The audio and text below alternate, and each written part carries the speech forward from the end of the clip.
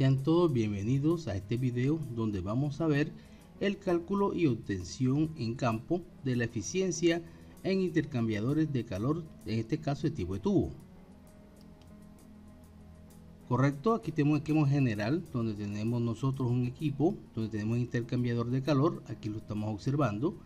Vemos que el refrigerante viene de la línea de líquido, entra al intercambiador donde pierde calor y por tanto pierde temperatura y va con destino hacia el elemento de expansión. Veámoslo aquí, donde sufre la expansión el capilar, entra el evaporador, baja la presión.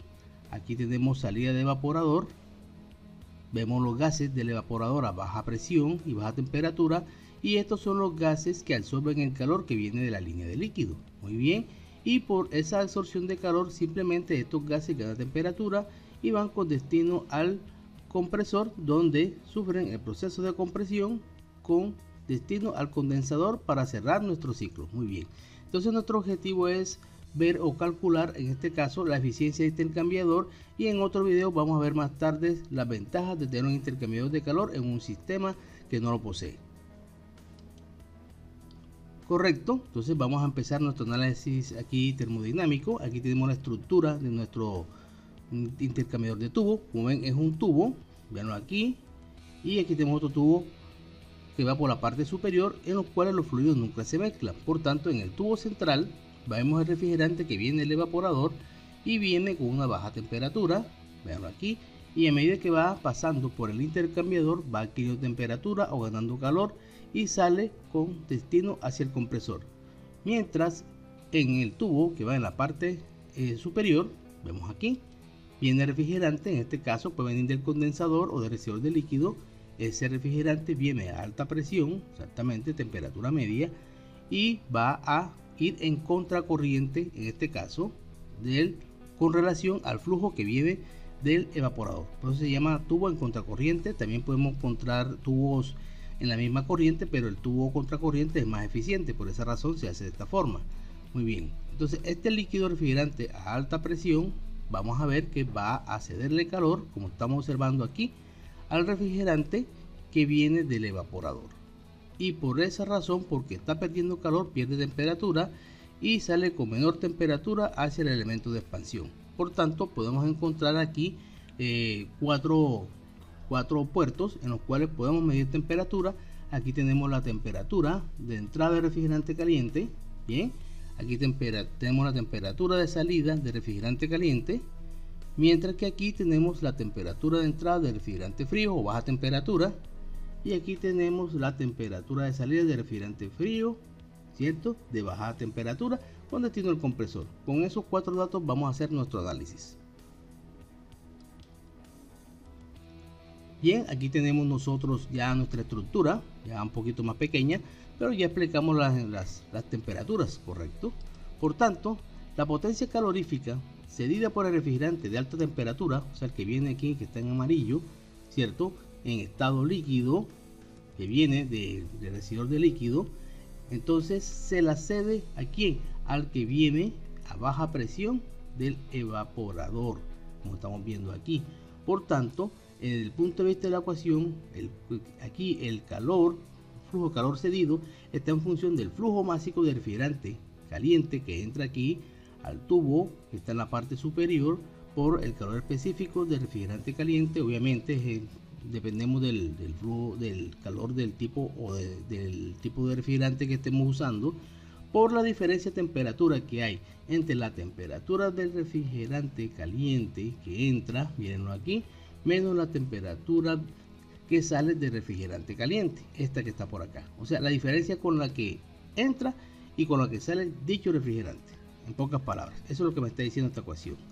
La otra ecuación tiene que ver con el calor ganado que tenemos aquí, que es el que obtiene el refrigerante que viene del evaporador. Por tanto, aquí la potencia calorífica admitida, vamos a llamarlo ahora admitida o recibida por ese refrigerante, está en función de su flujo másico de refrigerante, como estamos viendo aquí, que es el refrigerante que viene del evaporador. Lo vamos a llamar flujo másico de refrigerante frío, por su calor específico a presión constante, por la diferencia de las temperaturas entre el refrigerante, vean aquí, que sale menos el refrigerante que entra, porque recuerden que este viene frío, baja temperatura y gana calor, por tanto él sale aquí a mayor temperatura. Por esa razón la diferencia entre T sub SRF menos T sub ERF.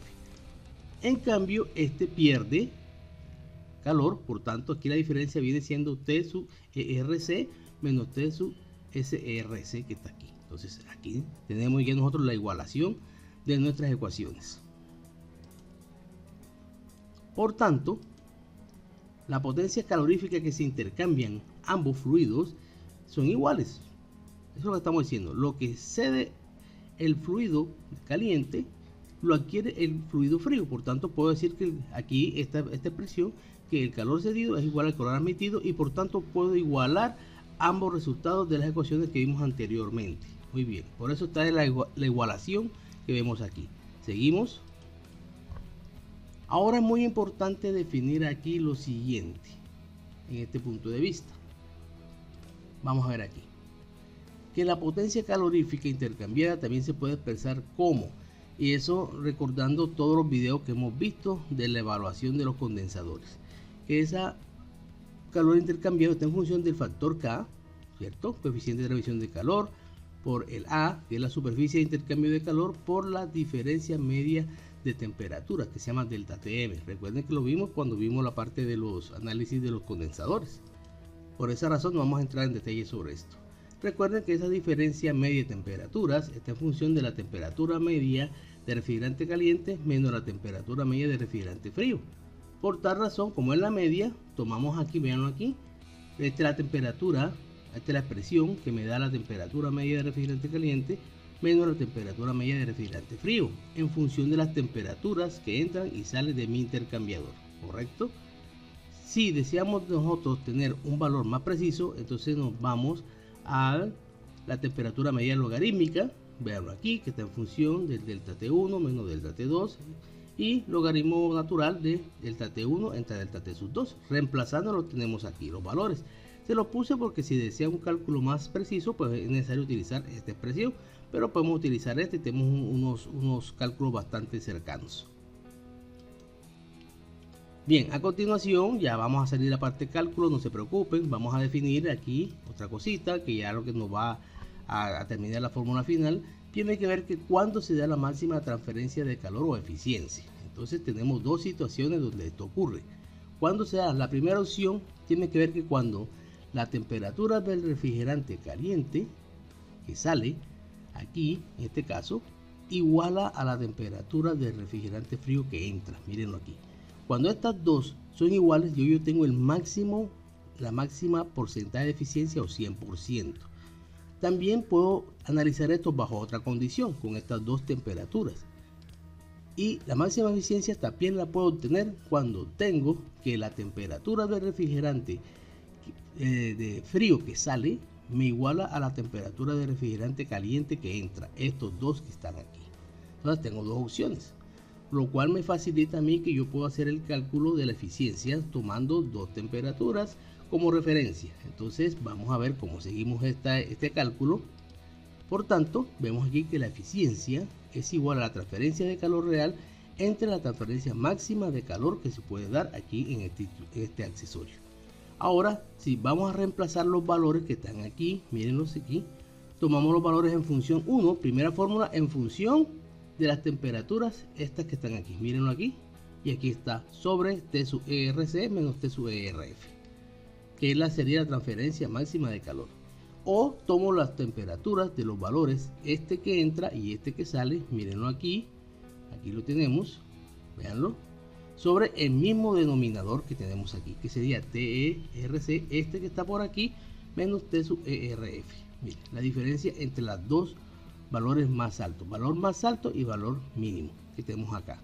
Entonces, aquí tenemos simplemente esta ecuación simple, bastante, después que sacamos unos análisis un poquito complejos, pero miren que tenemos una ecuación bastante simple en función de temperaturas, las cuales podemos medir, y con dos valores de referencia cuales yo necesite debería darme lo mismo, pero sin embargo en la práctica vamos encontrando que pequeñas diferencias debido a la posición del sensor, etcétera, etcétera, que podemos ver en un ejemplo práctico. Veamos el siguiente práctico para que ustedes vean cómo se calcula y se determina. Bien, para el análisis de la eficiencia aquí del intercambiador, vamos nuevamente a tomar los datos acá. Temperatura ambiente 1.7, tenemos la misma carga térmica 276 vatios, con equipo conectado al C-Trap, correcto. Potencia de compresor 268, corriente 3.9 amperios, diferencial de temperatura ahora tenemos como unos 5 grados aproximadamente, mírenlo aquí. Presión 225 psi en alta, presión aproximadamente 16 a 17 psi en baja, mirilla completamente llena. Temperatura de refrigerante, entrada al compresor 18, salida 84.4, entrada condensador 62, salida del condensador 34, entrada a la válvula 27 grados, salida de la válvula menos 25 y salida de evaporador menos 9.7 o menos 10 aproximadamente. Muy bien, entonces ahora vamos a medir las temperaturas aquí. Vamos a encender nuestro penta. Muy bien, vamos a medir la temperatura del refrigerante del tensor 1, este que está aquí, que es el que viene del evaporador. Tenemos aquí menos 18. Vean aquí, concuerda mucho con la temperatura de entrada del refrigerante al compresor, que es este sensor que está por acá. Vamos a ver, igual vamos a seguir analizando. Vamos a ver el sensor 2. Vemos aquí, el sensor 2 es el que está acá ubicado, a la salida acá, y me está marcando ahora mismo unos 22.5 grados Celsius. Muy bien, está un poquito más bajo que el que nos está marcando acá nuestro equipo, pero eso hay que analizarlo porque este es un sensor penta. Muy bien, vamos ahora para el sensor 3. Aquí sensor 3, que es este sensor, dice 31.5 grados Celsius. Muy bien, estaría ingresando aquí por la parte exterior. Y ahora vamos a ver el sensor 4, cuánto nos está marcando. Vamos acá, cel, nos está marcando 26.4 grados. Bien, muy similar a lo que está marcando aquí el sensor este de acá. Veanlo aquí, dice 26.5 y aquí tengo 27.5. Muy bien, vamos a trabajar con los datos del penta, en este caso 26.5, que está por aquí. Mírenlo acá y después vamos a rectificar por qué nos dan ciertos valores un poco discordantes acá. Pero vamos a trabajar con estos datos para que vean cómo el procedimiento para uno calcular la eficiencia de un intercambiador. Bien. Ahora vamos a analizar los datos obtenidos del ejemplo que acabamos de ver. Bien, hemos colocado los valores de temperatura aquí, reales, véanlos aquí. Ahora vamos simplemente a calcular la eficiencia de nuestro equipo. Recordemos que este fue un intercambiador que hicimos, ¿cierto? Este es un tubo liso que está por aquí, no colocamos una superficie extra como la traen los originales, colocamos un capilar interno para crear un flujo turbulento, etcétera, pero esperamos nosotros una eficiencia baja de nuestro intercambiador. Entonces la idea era calcularla cuánto era. Vamos a ver cuánto es.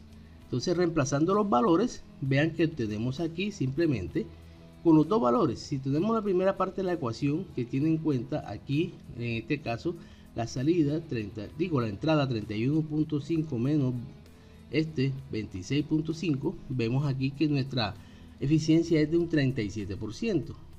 Mientras que tomo como referencia, en este caso, la T sub SRF, que está por aquí, menos la T sub ERF, que está por acá.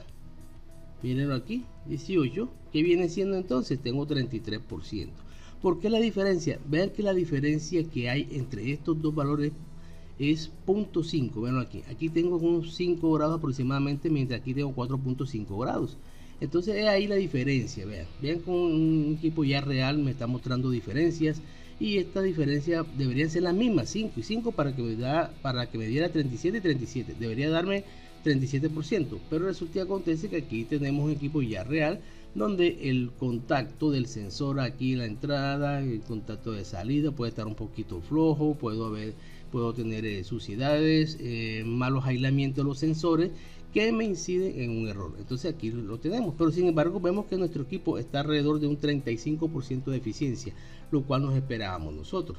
Es muy importante analizar en este caso que cuando uno va a colocar un intercambiador de calor tiene que hacer un análisis de Molière, porque resulta y acontece que voy a tener afectaciones en mi nuevo ciclo, entre ellos una alta temperatura de entrada al compresor, alta temperatura de descarga, que me puede influenciar mucho en su rendimiento. Entonces yo, por mucho que yo quiera incrementar aquí la eficiencia, que sería alargando, por ejemplo, el tubo, puedo alargarlo un poco más, me va a influenciar en el tamaño, en la posición, y no voy a ganar mucho.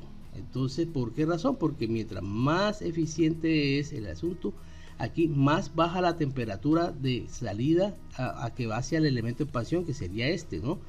Pero también se me está incrementando este. Entonces yo tengo que hacer un equilibrio y un análisis muy bien para poder diseñar y colocar una eficiencia adecuada para mi equipo, lo cual vamos a ver en otro video. Muchas gracias y nos vemos en ese otro video.